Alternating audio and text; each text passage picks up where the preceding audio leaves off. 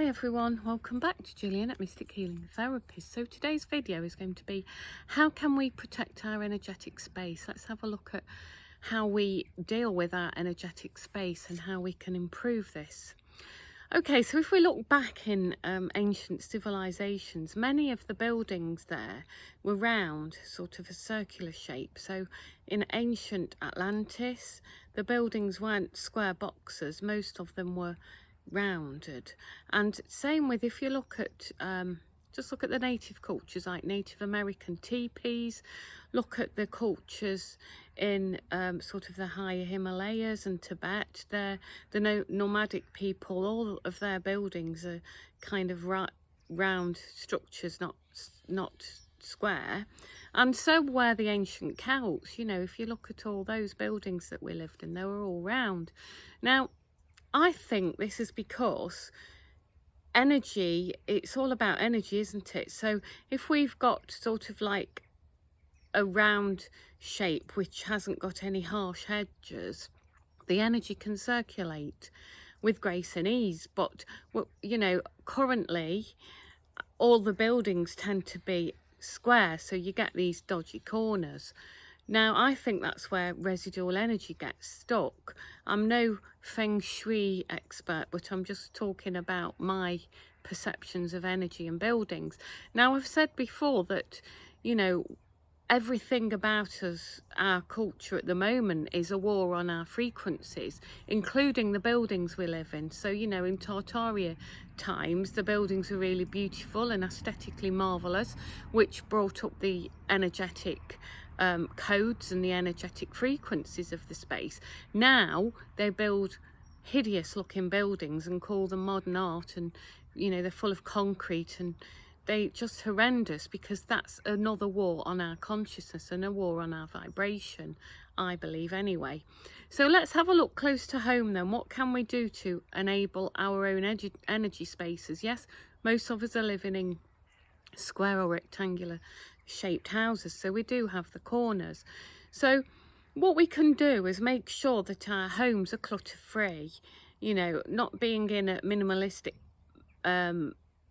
neat freak kind of way, but just so that the energy of the house is pleasant. If we've got an absolute load of clutter everywhere and you can't move for stuff, then there's stuck energy there, isn't there? So, you know, from my point of view, we're looking at a space that's pleasant and free of clutter in terms of cluttered energy, because, you know, if as above so below, if we want to have a free flowing energy space, if we live in a space that's absolutely full of clutter and mess, and we can't expect to feel at our best energetically, can we?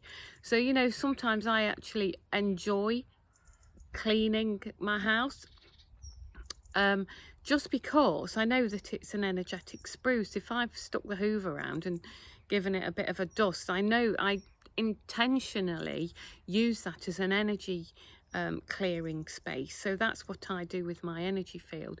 And also, this is another tip: when you're in the shower, I always mindfully wash my aura and mindfully wash my chakras.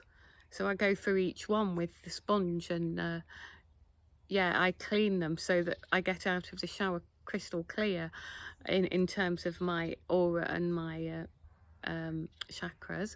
Another thing you can do is the pyramid. You know, put your house, put your space in the pyramid shaped energy field. I've covered that before on other videos, and also the protocol for that. I've written the protocol for the pyramid energy field in my new book, Spiritual Development in 5D. There's all the protocols in there. For example, how to remove the impacts of these things in your arm, the pyramid meditation, that create the weather you want, the restore, refresh, re-energize. That's all in that book as well as I'm talking about things like my experience of clearing the dumbs, my experience of clearing ley lines, and all the sacred sites and things that I've cleared. There's a little mention of some of those.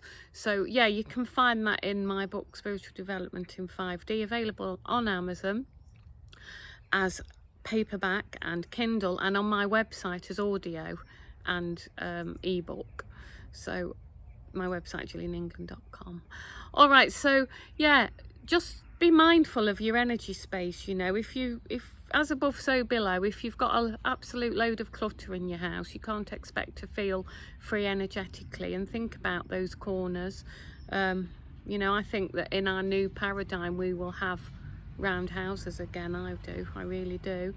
But also, you know, in your garden space, if you're fortunate enough to have a garden, the elementals love it when it's pleasing to the eye.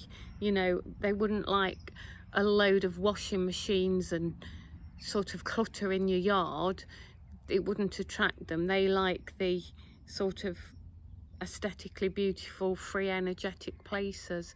So if you want to attract the elementals, think about the space. You know, if you've got a load of old washing machines, tools, junk sat in your yard, you can't really expect to be in a high frequency energy space. So just have a think about that in terms of what you can do to help yourself. Okay, I'll send you a lot of love. Bye for now. See you soon.